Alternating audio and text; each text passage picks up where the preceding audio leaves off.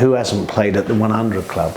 I'm sure I am on the wall somewhere. You can't not be on this wall. Am I in a picture in a frame like the ones behind me? I'm not sure. Maybe I'm not old enough yet. Or just way too good looking. Why does the music industry make so many people ill? I think the industry has been a difficult place since its inception. Combining the music aspect with mental health, I think is brilliant.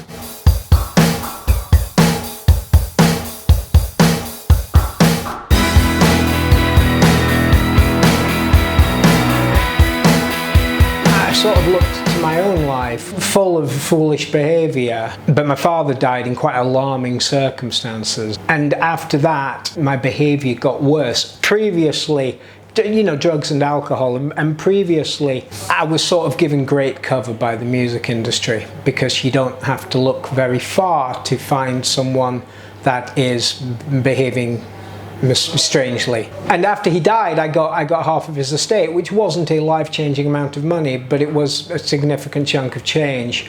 And so I then had the money to be really foolish. So I ended up in the arms of the mental health services, and it was a very arduous descent and a very somewhat rocky road to wellness again. But what I noticed was that it was only until things became unignorably terrible that I saw that people really around me, in the industry at least, started to take notice.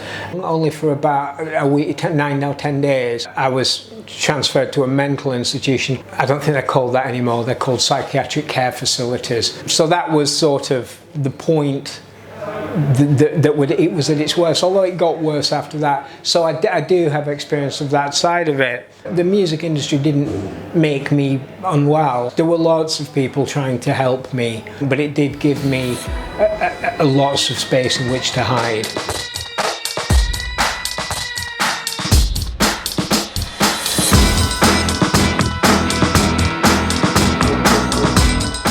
I work with Tonic doing the peer groups, which is about other musicians coming together and people from the industry as well, and giving them a space to be heard, a space to be seen and to describe their experiences. I think that coming through 20 odd years of music industry experience as a DJ, solo artist and band member, and when I was trying to find therapy myself, couldn't find anybody that really understood that. I think it takes a lot to understand a musician's journey without then trying to understand how you frame that within a commercial framework. And then in my situation there's lots of media intrusion and press around that as well. So those three areas, it's very difficult to find somebody that kind of got that. So I sailed around a few different therapists, and they were okay. They could offer the classic empathy and positive regard. But I think really trying to understand the nuanced perspective of a commercial musician with media profile is difficult. So I thought to myself, well, I've come out of therapy, what do I want to do now? I want to be a musician and continue that. But there's a huge demand, or a huge hole, for musicians to be heard and seen. There was a lot of music industry therapists kind of coming through at the time, but none of them were musicians, which I think has quite a bespoke perspective. And this is why I'm drawn to working with Tonic, because Tonic isn't just about ex-music industry people, it's about, well, we also hold the value of music. So you've got the real, the beauty of what music can offer, of music in, and then you've got the therapeutic side of people in the industry and the periphery. So that's what really drew me towards Tonic more so than anyone else.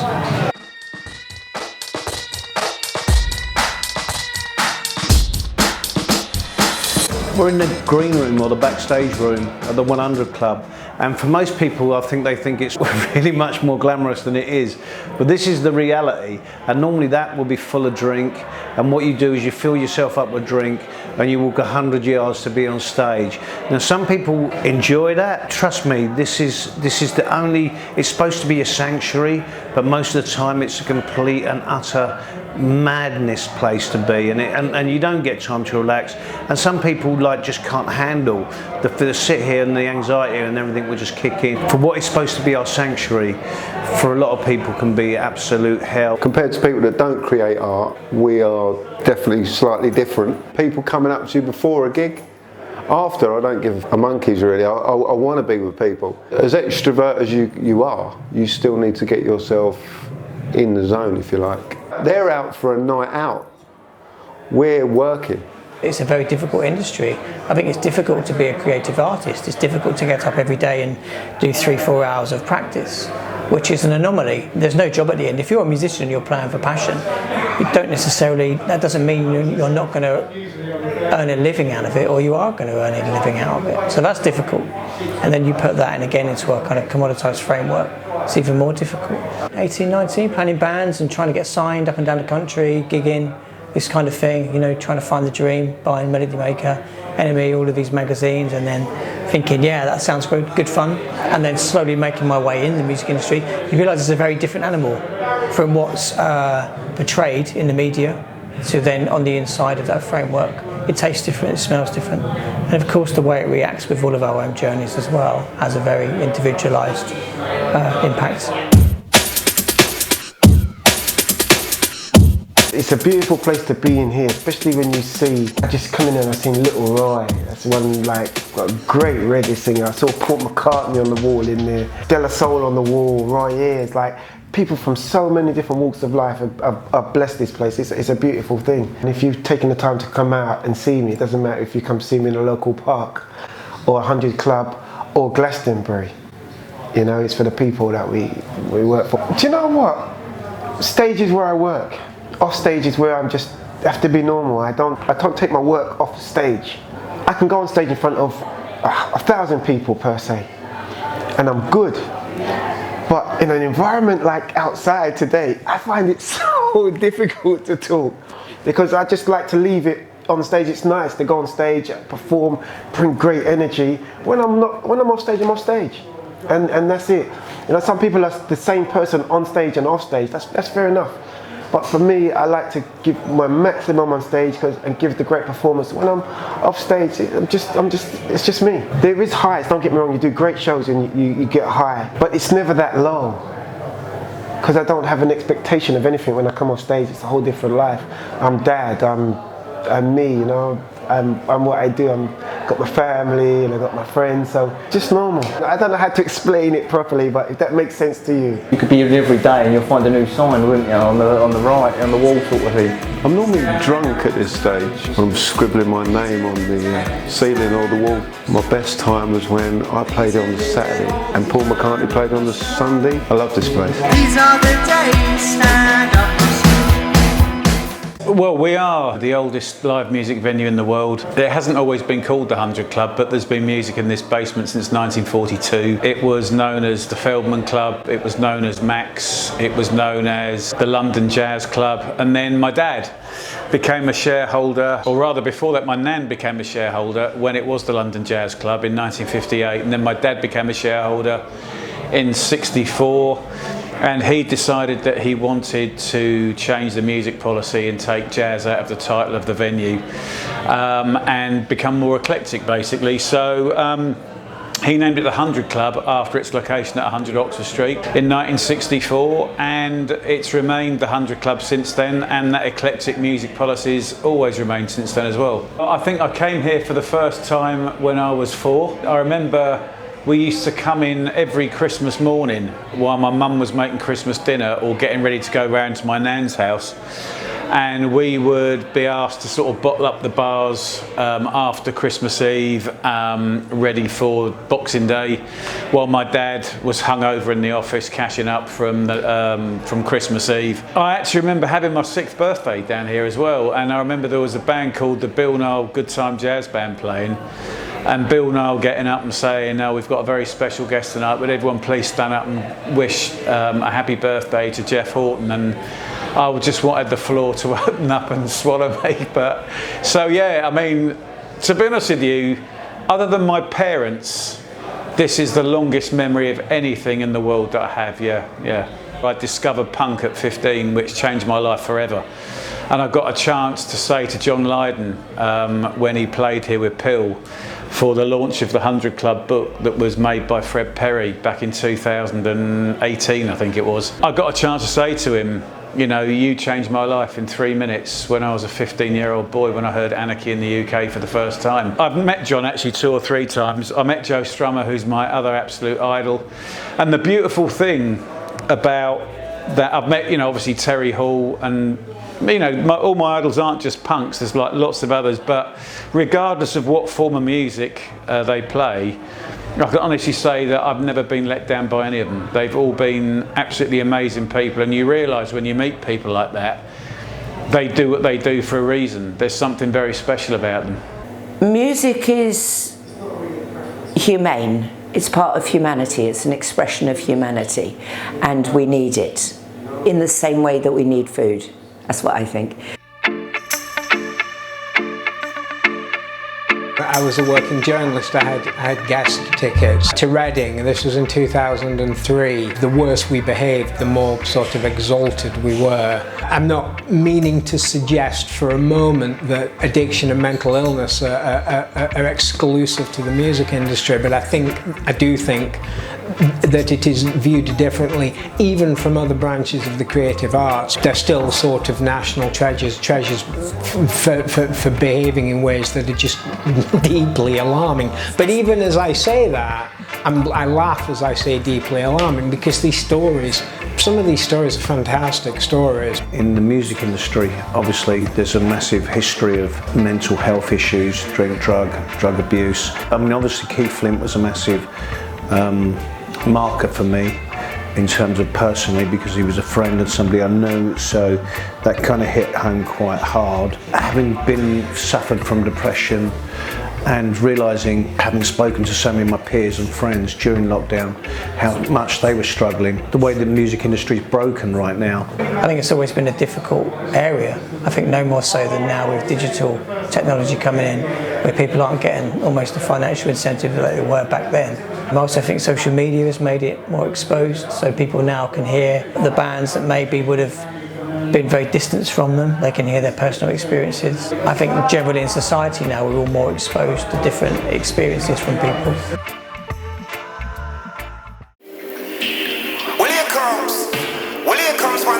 For me personally, I feel like I'm a strong character, I'm a strong person. I'm religious within myself. I feel I'm guided by God personally, so when I go through tough times, I just pray. But not everybody sees life the same way. But even though that is my strength, and I use that as my strength and my guidance, not everybody follows the same path. But one path we can all follow is to speak to somebody about your problem, because a problem is it problem shared? Is a problem aired is a problem shared? Or problem shared is a problem aired? Or is it the same thing? And that is so true. Because even though no matter how strong I felt that I have been, I've had a couple of situations, and I've just spoke to a couple of friends about some serious little situations in my life, and I felt so much better. That little bit of advice that they gave me, and it's like, oh, you don't need to worry about that, or let me help you there, or just go over there, read that.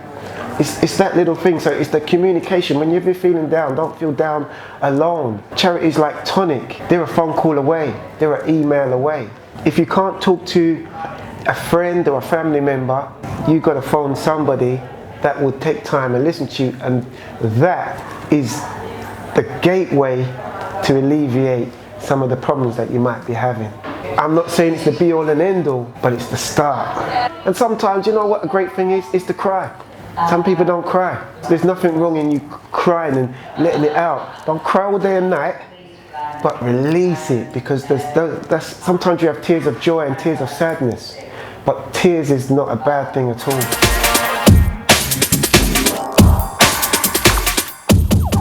I love working with Tonic, I love volunteering with Tonic. I met them at a specials gig. I've always had some mental health issues of my own, and I've got quite a lot of experience with them.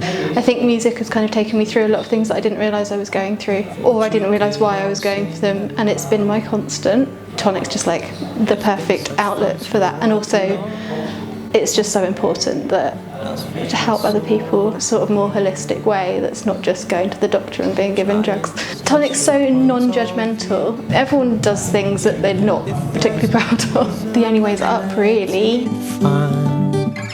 Take me home to yours till you find your fight. So we missed our connecting flight, so we had a night in Vegas. That's all I needed to sort of create trouble for myself, space and opportunity. But suffice it to say that I missed the flight the next morning I couldn't be walking in my hotel room. Warner Brothers, the band's record label, had to pay something like $1,200 to fly me to LA, and I'd wrecked the band's press schedule, so they had to rearrange that. Fortunately, I had history with the band. I'd been writing about them for a long time, and had interviewed them, you know, maybe as many as a dozen times, so I had that on my side. But when I finally arrived in Orange County at the end of what was a long and grueling day, I wasn't really in trouble. It was sort of like an indulgent, what are you like kind of thing. I wasn't really in trouble. I made the deadline for the piece. I wasn't really in trouble with the magazine. I wasn't really in trouble with the record company, even though I'd cost them a great deal of money and inconvenience. And that, I think, is quite typical of the music industry. You'd be sacked immediately. And that's the sort of environment in which we operate. Thank you so much. You're welcome. I'm really, really happy to be here. I think I played here. I can't remember. That's how old I am. I certainly saw Larry Adler here. When I was a kid, I was that little child in a high chair who, and it will only have been Radio 2, who couldn't sit still. So I'm like this, you know, and there's music on, way, food, hoo-hoo. And everyone's going, stop! And music's always done that to me. It makes me jig around and changes my mood hugely. As I understand it, there's something magic, and I don't think the scientists can explain it yet. I think it's this fundamental sound, and I think it changes you. It changes you when you're the one making it, and they're vibrations, aren't they? And it changes the room, and you share and connect through music. And you resonate, and off you go in your life, and somehow life is easier with music. Keeps you sane as well. These are the days, come on, sound. These are the days. Sometimes the industry is tarnished with this negativity, but you're being involved in a business, right? Its philosophy is there to make money. Yeah, there's a duty of care, which is what we talk about at Tonic. There needs to be a middle ground, but ultimately you enter an industry where you're going to be commoditized.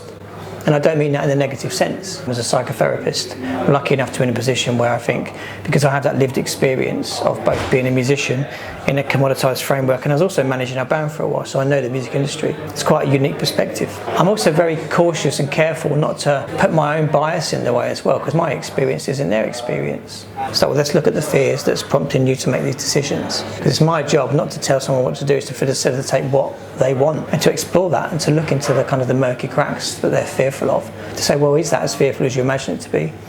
What would happen if you did that, if you didn't do that? In a supportive environment, really. You've got these people around you that you trust, and then all of a sudden you're not beneficial to them anymore, and then they're gone. But that's part of life, I guess. I'll meet you for 10 minutes, you're my best mate, you know. I have noticed that I've got a lot of creative friends that seem to have the same sort of traits that I have. You don't realise you've got them until you've got your partners that don't really understand. I don't know if it's a mental illness or it's just part of being a creative person. Not everyone wakes up and we're all happy. But it's nice to have a song that's uplifting, because it can uplift people. But it's also, if you've got something that's a bit sad or a bit melancholy, everyone has that, you know what I mean? So I think as a songwriter, you've got to try and go through the gymnasium of emotions. Artists go on tour and they suffer mental health problems because they're stuck in a bus all the time, but they can't actually speak about it. People like Tonic and their rider program can then help everyone in the future. I mean, everyone's trying to do right by the artist, but the way we do things, whether it's intentional or not, often means that the artists are the first to suffer, and whether that's because they only got chips on their ride, or they're quite shitly paid, or because the tour bus is a 4-seater and there's 5 of them and they've all got to squeeze in. Young people entering the music industry, show people their music, show people what they can do and be out there and perform, and it's a very attractive thing to try and want to do. And if you are becoming in any way successful, that's people are there to sort of talk you through that, talk you through what it really means, and thoughts you might be having, the issues you might confront, the emotional issues, but also the practical issues around money and the law, so that you've got a bit more care around you, and so you have more influence about your own future, because there are people there to genuinely advise you and help you understand your position. Money issues are often at the root of people's feelings of unhappiness and mental health issues. is something I firmly believe in. Hence why I've had a sore buttocks for the last month riding that bloody bike around. With musicians and stuff, they're showmen, aren't they? They've got to put that persona on. You know, the persona of Dean's coming out, let's make people laugh. They've just got to put that showman persona on all the time, and to have something that they can open up to, and that I think is massive. And record labels and promoters and things like that, instead of taking a pound note, they should be looking at the bigger picture, because, you know, I've got, you know, my company have got things in place. If I had issues, I can pick the phone up.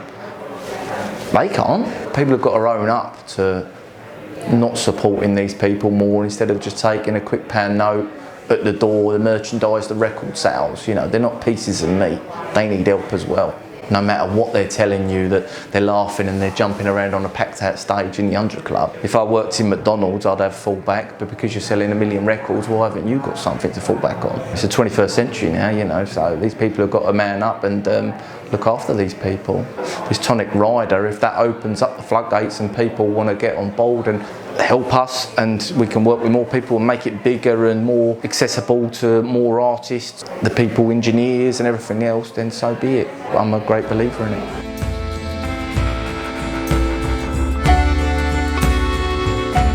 I think that music and mental health have got quite a long history, really. It might be drug related, alcohol related, it could be just the pressure. I mean, I know of people, the Cocteau twins and Liz, the lead singer, I know that she had this, I mean, one of my favourite bands ever.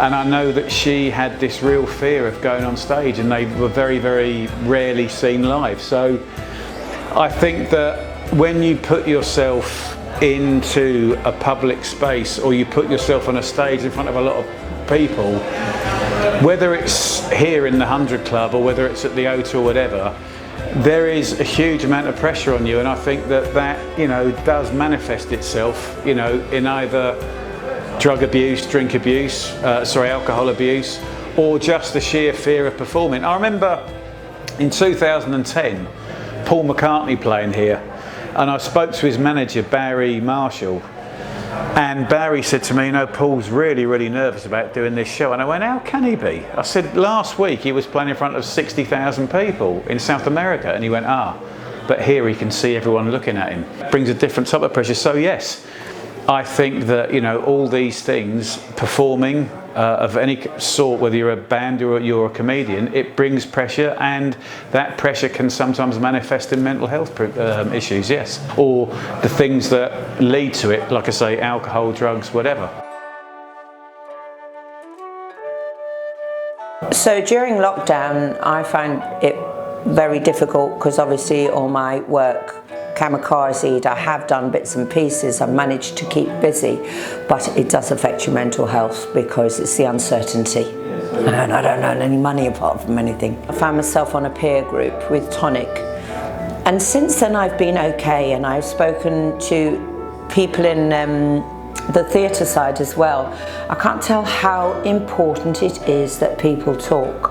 I didn't know what the peer group would do for me, and they were very different trades represented there, management or festival organisers, all sorts of things, performers.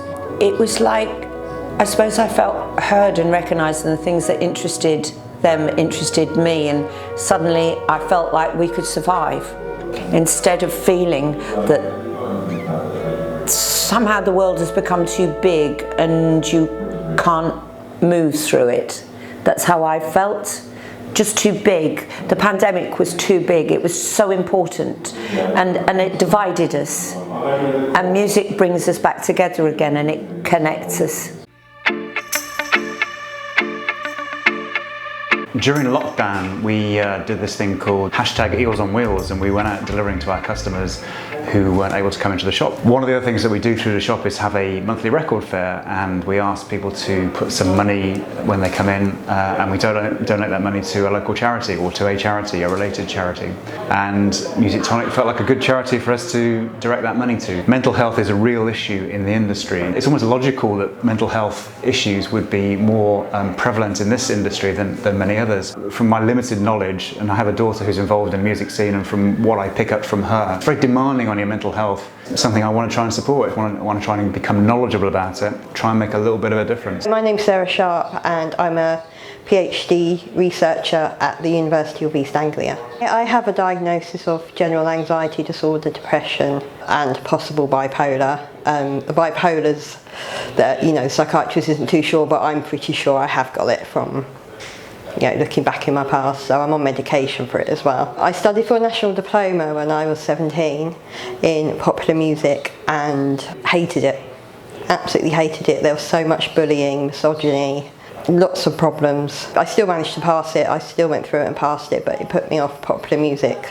for life, or even thinking of going into the industry, sadly. Then I did my undergrad in creative industries. Then I did my master's in popular music at Goldsmiths. I did an essay on disability and popular music. What I'm learning about what people experience in the music industry was similar to some of the stuff I witnessed doing my national diploma. I think back then the attitude was, you've got to be tough to be in the industry. If you can't cope with it, leave. And I could never understand that, because you would miss out on so much great talent due to that attitude. I was first ill when I was 14 in '99, and I felt like the only 14-year-old who'd ever gone through such a problem, until I went into hospital and met other 14-year-olds.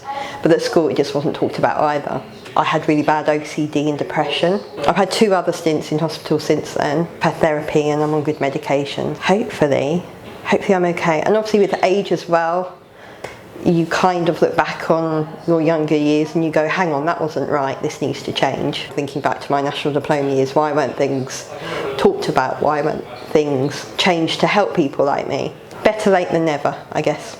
When I was at uni, a friend took me to see a band called the Polyphonic Spree, 2007, and that has been my favourite gig ever. It was magical. I've never been to anything quite like it since. I think being at university brought back my love of music.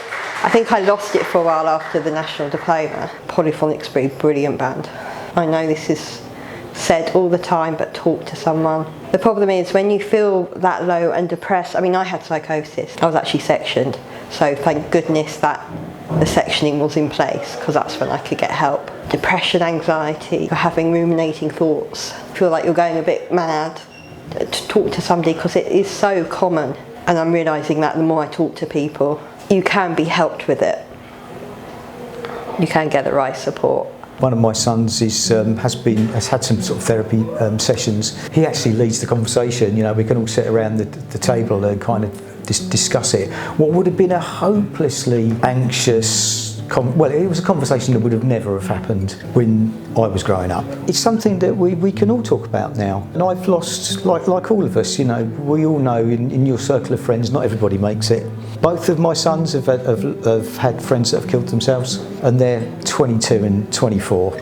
I certainly know plenty of mates that have gone the same way. Just it being part of normal conversation now. The more we have events like this, the more that people sit around and chat about it, the better it's going to be.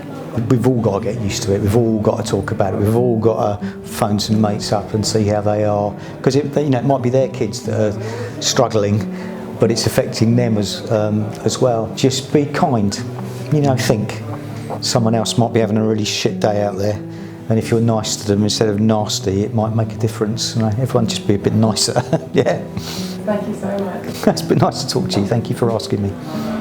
We're going through a very weird time at the moment, and I think a lot of people are struggling in various different ways. It's difficult. We've all been through various things in all our lives, but I've been through various places in my life that have been difficult, thankfully not too often. My solution to it back then was, you've just got to get through this, just grit your teeth and get through it. Now I don't think you have to do that so much. I think there is more help out there now. If it's geared like Tonic is specifically for this industry, then I would say to them, don't even hesitate, just pick the phone up and have a chat with somebody. People bottle it up. I've bottled a lot of stuff up myself, and I've learned to talk a little bit. I like what you said there, Jim. Don't keep things too bottled up, because you know what? Pressure bust pipes. You understand? It's as simple as that. So don't explode. Let it out. Pressure bust pipes. Release the pressure and see what happens from there. The elation of coming out to the Glastonbury stage. I was in the middle of a messy tour, I think, at the time, and coming out to this sea of people, and just the feeling of this kind of exhilaration coming at the back of my spine. And one of my good friends was a guitar player. We both looked at each other, and I think there's this moment of thinking, wow, how did we get here? That was a feeling that I'm probably never going to replicate. I guess the other side of the bookend is being knocked out with a wine bottle in Italy during a song. So it's kind of like those two bookends for me encapsulate the music experience. It can be both good and both bad. It depends how it impacts us personally.